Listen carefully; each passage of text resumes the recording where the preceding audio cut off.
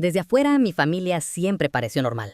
Nada fuera de lo común. Padres trabajadores, 2 hijos, una casa modesta y una vida silenciosa en los suburbios. Pero puertas adentro, la realidad siempre fue diferente. Y de algún modo, yo siempre supe que no era parte del mismo mundo que ellos. Soy un hombre soltero, en mis 30 y tantos años.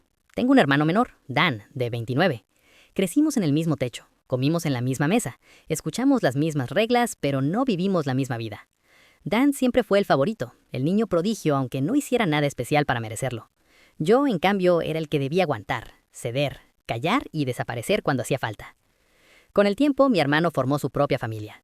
4 hijos antes de los 30, una esposa que nunca me soportó y un ego que creció alimentado por la absoluta adoración de mis padres. Yo no tenía esposa, ni hijos, ni el prestigio emocional que eso parecía darle en sus ojos. En sus mentes, yo era el sobrante, el que no importaba. Pero antes de que todo estallara, hubo muchos años de heridas que ya me habían ido marcando. Dan siempre tuvo una especie de aura de superioridad a su alrededor. No porque fuera mejor en algo, sino porque mis padres lo habían convencido de que el mundo giraba a su alrededor. Cuando éramos niños, él podía romper cosas, insultarme, pegarme o burlarse de mí sin consecuencias. Si yo osaba defenderme, aunque fuera con palabras, las reprimendas caían sobre mí como una lluvia de tormenta. Recuerdo noches enteras quedándome en silencio, apretando los dientes mientras él reía. Recuerdo miradas de mis padres que decían sin palabras: soporta, eres el mayor, aguanta. Aguantar, esa palabra se convirtió en mi infancia. Dan creció sin límites, yo crecí sin apoyo. Con los años, su comportamiento escaló. Me quitaba cosas, se burlaba frente a otros, coqueteó descaradamente con mi primera novia hasta que la relación terminó. Y cuando eso ocurrió, él no solo no mostró remordimiento, se rió. Literalmente se rió de mi dolor. Mis padres, como siempre, me dijeron que no hiciera drama, que no reaccionara, que dejara pasar. Nunca olvido la sensación de mirar alrededor y ver que nadie estaba de mi lado. Aquello fue el inicio de mi distancia emocional. Con el tiempo, la vida nos llevó por caminos diferentes. Yo me fui de casa apenas cumplí 18, aún sin haber terminado la secundaria. Dormí en sofás, trabajé en empleos temporales, pasé frío, pasé hambre, pero era libre. Era la primera vez que respiraba sin sentirme a una sombra. Mi familia lo celebró en silencio, se quitaron un peso de encima. Seguimos viéndonos solo en festividades, porque así lo esperaba el resto de parientes. Mis padres sonreían frente a los demás, fingían igualdad cuando había testigos, pero yo ya conocía la verdad. A esas alturas había aprendido a no esperar nada de ellos. Entonces llegó la pandemia, y con ella el golpe que cambió toda mi estabilidad. Perdí mi trabajo, perdí mi condominio, perdí todo lo que había logrado construir solo. Mi compañero de cuarto también quedó desempleado, no podíamos pagar el alquiler, y yo, por segunda vez en mi vida, me encontré al borde de quedarme sin techo. Vendí casi todo lo que poseía, guardé lo mínimo, y convertí mi camioneta y una vieja caravana en mi hogar temporal. No era comodidad, no era seguridad, era supervivencia. En medio de ese caos, pensé que tal vez mis padres podrían ofrecerme un pequeño gesto de humanidad. Me armé de valor y les pedí permiso para estacionar mi caravana en su terreno por un tiempo. No necesitaba entrar a la casa, solo necesitaba un lugar donde no me persiguieran guardias de seguridad, vecinos, desconocidos. Un lugar estable mientras buscaba trabajo. Su respuesta fue fría, calculada, distante. No hay espacio para ti. Tenían lugar para Dan, para su esposa, para 4 niños, pero no para mí. Me dijeron que si quería estacionarme ahí, debía pagarles una cantidad equivalente a alquilar un apartamento completo. Yo no quería vivir de gratis, pero aquello no era ayuda, era expulsión disfrazada de norma. Mi caravana, dijeron, era una vergüenza visual. Me pidieron que me marchara. Mi hermano se rió. Su esposa se burló. Me llamaron vagabundo.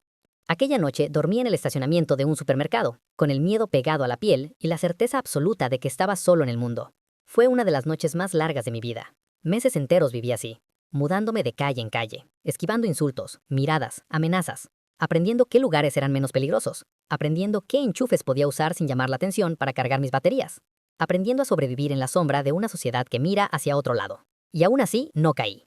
Seguí buscando empleo, seguí enviando currículums, seguí luchando por recuperar mi vida, hasta que finalmente lo logré. Conseguí un nuevo trabajo en otra ciudad. No era glamuroso, pero era digno. Dormía con mi caravana detrás del edificio, en espacios viejos de estacionamiento que nadie usaba. El dueño del lugar fue el primer hombre en mucho tiempo que me trató como un ser humano. Me permitió conectar la caravana, me ofreció turnos extra, me dio una oportunidad real. Trabajé casi todos los días. Ahorré cada dólar que pude. Aprendí habilidades nuevas. Crecí. Y poco a poco empecé a levantarme. A mitad de año conseguí un ascenso. Por primera vez en mucho tiempo me sentí estable, seguro, capaz. Fue entonces cuando tomé la decisión más importante de mi vida. Comprar una casa. Mi casa. Mi lugar. Encontré una pequeña vivienda prefabricada. 3 habitaciones, un terreno modesto, nada lujoso, nada extravagante, pero era mía. Mía porque la había ganado con esfuerzo, con lágrimas, con noches sin dormir y días de trabajo interminable. Mía porque cada centavo representaba una batalla superada. Hice el pago inicial, firmé el préstamo, me mudé. Y por primera vez en años, sentí paz.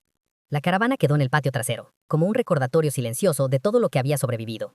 Yo no sabía que desde ese momento mi familia ya había puesto sus ojos sobre aquello que jamás habían ayudado a construir, y mucho menos imaginaba que en su mente esa casa ya no era mía, sino de Dan.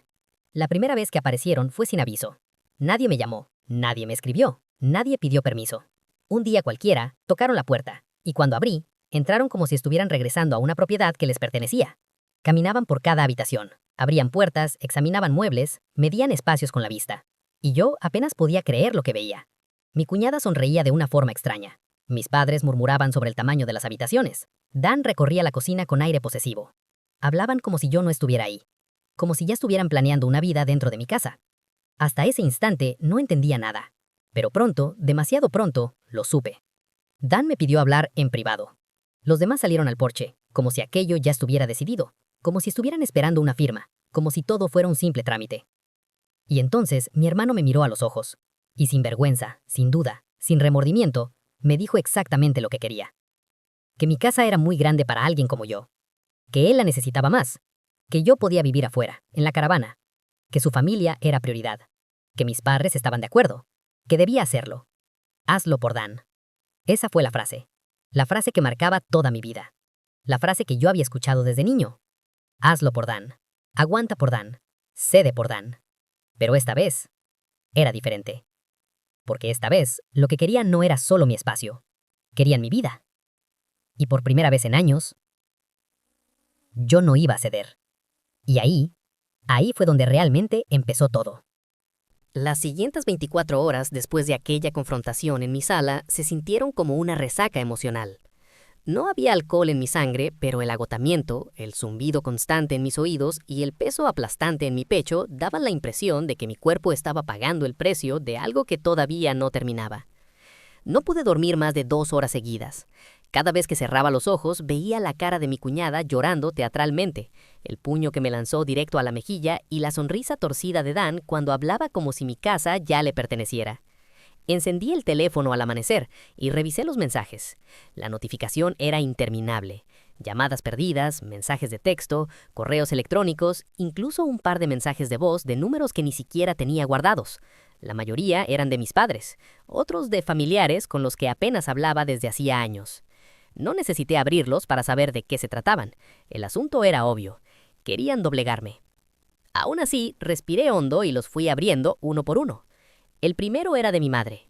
Un texto breve, afilado como una cuchilla. Piensa bien lo que estás haciendo. La familia está primero. Tienes una semana. El segundo mensaje era más largo, esta vez enviado por mi padre. Neutral como siempre, pero cargado de manipulación pasiva. No queremos pelear, solo ser razonable. Tu hermano tiene una familia que mantener. Tú estás solo, no necesitas tanto espacio. Me quedé mirando la pantalla durante varios segundos, intentando procesar la frialdad con la que me reducían a un simple hombre sin hijos, como si eso me quitara derecho a dignidad, estabilidad o propiedad. No respondí. No podía. Cualquier cosa que dijera habría sido combustible para la hoguera que ya estaban avivando. Luego abrí los mensajes de voz. La primera grabación pertenecía a mi tía materna, una de esas personas que siempre jugaban a ser árbitros morales cuando lo único que les interesaba era el drama ajeno. Hola, cariño. Tu mamá me contó lo que pasó. De verdad no entiendo por qué estás actuando así. Dan siempre ha sido un buen chico. Tú eres mayor, estás mejor posicionado. Deberías ayudarlo. La palabra deberías resonó como un eco venenoso. La segunda grabación era peor. Era mi cuñada. Su voz sonaba quebrada, temblorosa, exageradamente frágil. El tipo de actuación que haría llorar a cualquiera, excepto a mí porque ya conocía su máscara demasiado bien. No puedo creer que nos odies tanto, sollozaba. Solo queríamos un lugar seguro para nuestros hijos. Estoy embarazada. ¿Cómo puedes ser tan cruel? Eres egoísta. Dan solo quiere lo mejor para su familia. Tuve que detener la reproducción antes de que terminara. No era tristeza lo que sentía, sino rabia. Y debajo de la rabia, una especie de claridad helada. Por primera vez en muchos años, veía la dinámica familiar con la nitidez de un bisturí. No se trataba de necesidad, se trataba de control. Siempre había sido así. Yo era el hijo prescindible, el respaldo, el que sobrevive como pueda. Dan, en cambio, era el centro del universo. Si cometía errores, el mundo debía adaptarse a ellos. Si tenía más hijos de los que podía mantener, el problema era del resto. Si fracasaba, alguien más debía cargarlo. Y ahora habían decidido que ese alguien más era yo. Me levanté del sofá, todavía con el dolor leve en la mejilla donde había recibido el golpe la noche anterior. Fui hasta la cocina, me preparé café y me senté en silencio a observar por la ventana. En ese instante me di cuenta de algo que jamás había pensado con tanta claridad. Mi casa no era una estructura de madera y concreto, era el símbolo de mi independencia.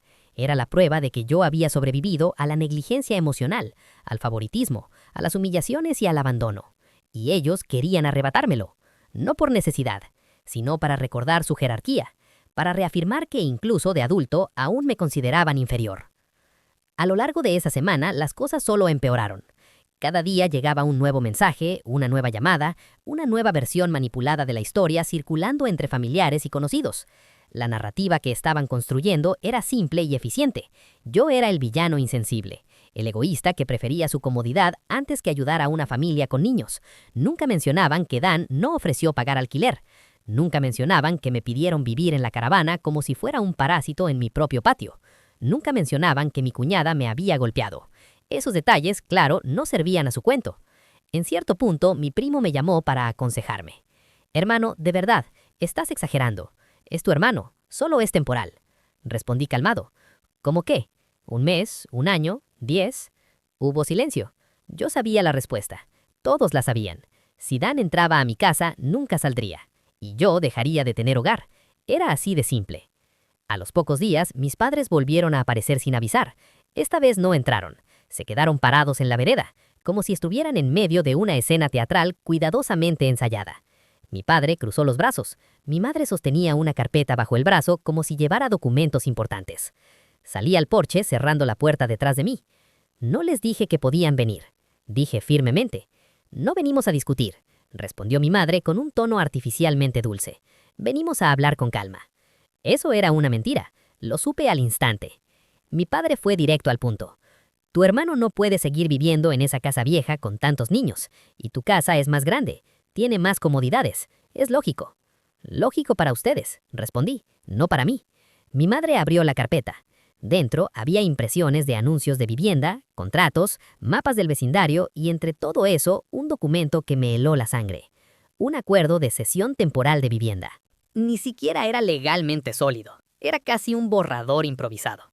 Pero el simple hecho de que lo hubieran preparado sin mi consentimiento fue nauseabundo. «Solo firma», dijo mi madre. «Puedes seguir viviendo aquí, afuera, en tu caravana, hasta que las cosas se estabilicen». La forma en que lo dijo, como si dormir en el patio fuera un privilegio que debería agradecer. Me reí, pero no de humor. Fue una risa amarga, rota, que me sorprendió incluso a mí. «No voy a firmar nada», respondí. «Esto se terminó. No vuelvan a aparecer aquí sin avisar». Mi padre me miró con una mezcla de decepción fingida y amenaza contenida. «No hagas esto más difícil. Soy adulto. Esta es mi casa», dije. «Ustedes no mandan aquí». Mi madre cerró la carpeta con un golpe seco. «Te vas a arrepentir». Y se fueron.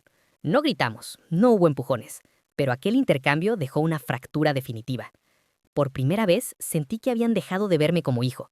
Ahora me veían como obstáculo. Las cosas se volvieron más turbias en los días siguientes. Empecé a notar señales extrañas. Un auto estacionado por largos periodos frente a mi casa, personas que caminaban y miraban demasiado tiempo hacia el patio, mensajes anónimos acusándome de ser desagradecido. No tardé en comprender lo que ocurría. Mi familia estaba hablando de mí, difamándome, construyendo un relato. En un grupo familiar del que nunca había formado parte, alguien filtró capturas de mensajes. Ahí estaban mis padres, mi cuñada, incluso Dan. Ellos decían que yo había prometido ayudar, que después me había echado atrás por capricho, que yo siempre había sido problemático. Era como si hubieran reescrito toda mi vida. Y lo más perturbador era ver cómo otros familiares asentían, cómo repetían sus frases, cómo asumían que la versión oficial era la correcta. No porque fuera verdadera, sino porque provenía del hijo favorito. Una tarde, mientras regresaba del trabajo, vi algo que me dejó helado. La caravana en mi patio trasero tenía la puerta entreabierta. Yo la recordaba cerrada con llave. Me acerqué lentamente, con el corazón latiendo en la garganta. Abrí la puerta y me encontré con un caos silencioso. Armarios abiertos, ropa movida, herramientas desplazadas. No faltaba nada de valor, pero era evidente que alguien había entrado y hurgado. Alguien había invadido mi espacio, mi refugio, mi historia. Llamé a la policía para hacer un reporte. No esperaba que encontraran responsables, pero necesitaba dejar constancia. Mientras el oficial tomaba nota, me hizo una pregunta con la naturalidad de quien ya había visto casos similares. ¿Sospecha de algún familiar? No respondí de inmediato, pero la verdad era obvia. Más tarde, esa noche, Dan me llamó por primera vez desde el incidente. Su voz sonaba tranquila, demasiado tranquila, esa calma artificial que siempre usaba antes de intentar manipularme. Mira, empezó, podemos resolver esto entre nosotros. La familia no tiene por qué seguir así. No respondí, lo dejé hablar. Solo piensa en mis hijos. Ellos no tienen la culpa. Necesitan espacio, necesitan estabilidad. Tú puedes vivir en cualquier lado. Siempre te las arreglas. Allí estaba la frase clave. Tú puedes vivir en cualquier lado. Para ellos, yo no pertenecía a ningún lado. Nunca lo había hecho. Respiré hondo. Dan, dije finalmente, no vas a vivir en mi casa. No voy a ceder. No voy a hacerlo por ti. No voy a hacerlo por nadie. Hubo un silencio largo. Luego su tono cambió. Ya no era persuasivo. Era frío. Entonces, no te quejes por lo que venga después. Y cortó.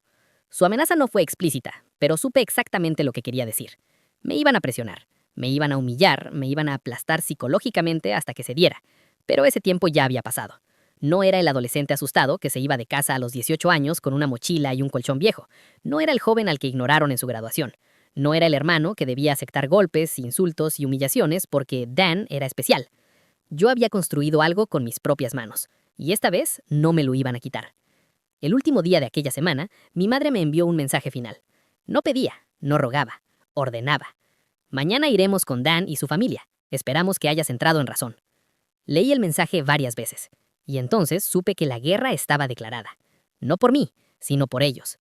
Miré la casa a mi alrededor. Mis paredes, mis muebles, mi patio, la caravana en la que sobreviví cuando no tenía nada más.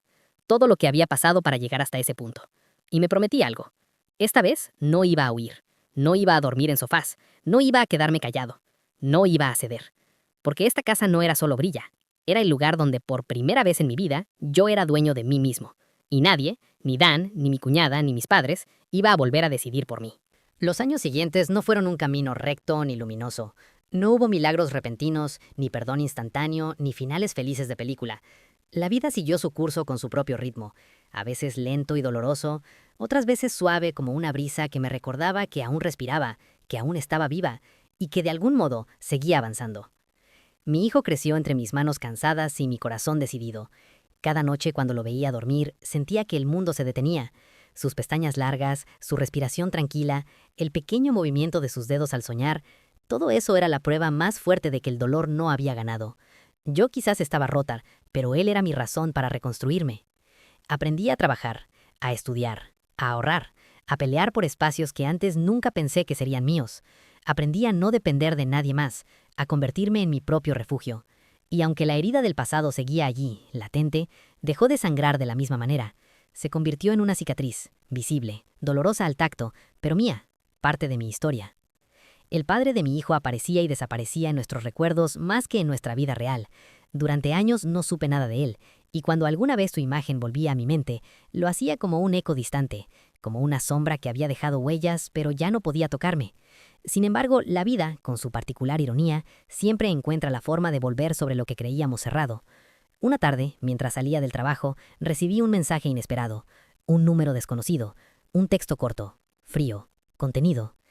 Necesito hablar contigo, es importante. Mi corazón se aceleró. Lo supe antes de leer el nombre. Lo supe en la forma en que mis manos comenzaron a temblar. Era él. No respondí de inmediato. Caminé, respiré, me sostuve en los recuerdos, en mi fuerza, en la mujer que ahora era. Ya no era la joven que temblaba ante su ausencia. Ya no era la esposa abandonada, la hija despreciada, la mujer acusada de algo que jamás hizo. Ahora era alguien distinta, alguien que había aprendido a sostenerse sola. Lo dejé en visto, no por orgullo, sino por respeto hacia mí misma. Tenía derecho a elegir el momento, la palabra, la emoción. Tenía derecho a decidir si esa puerta se abría o si por fin se cerraba para siempre. Esa noche, mientras cenaba con mi hijo, lo miré reír y supe que cualquier decisión que tomara debía ser por él y por mí, no por el pasado ni por la culpa. Cuando lo acosté, regresé al celular y respondí con una frase simple. Habla. No tardó en escribir. Me dijo que necesitaba verme, que necesitaba explicarme cosas que nunca me dijo, que la vida lo enfrentó con la verdad tarde, demasiado tarde, pero no lo suficiente como para cargarla hasta la tumba. Quería, según él, limpiar el aire, aunque ya nada pudiera deshacerse. Acepté verlo, no por él, no por nostalgia, sino porque había preguntas que durante años habían vivido escondidas detrás de mi silencio. Había palabras atoradas entre mi corazón y mi garganta que nunca tuvieron la oportunidad de salir. Yo merecía respuestas, y sobre todo, merecía despedirme de lo que fui. Nos encontramos en un café pequeño, discreto, lejos de cualquier lugar que pudiera pertenecer a nuestra antigua vida. Cuando entré, lo vi sentado, envejecido por el tiempo, con ojeras profundas y un gesto cansado. No era el mismo hombre al que amé, ni el hombre que me dejó, ni el hijo obediente que se escondió detrás de la sombra de su madre. Era alguien desconocido, alguien derrotado por sus propios errores. Se levantó cuando me vio, quiso sonreír, pero no pudo. Yo me senté frente a él, serena, firme, sin lágrimas.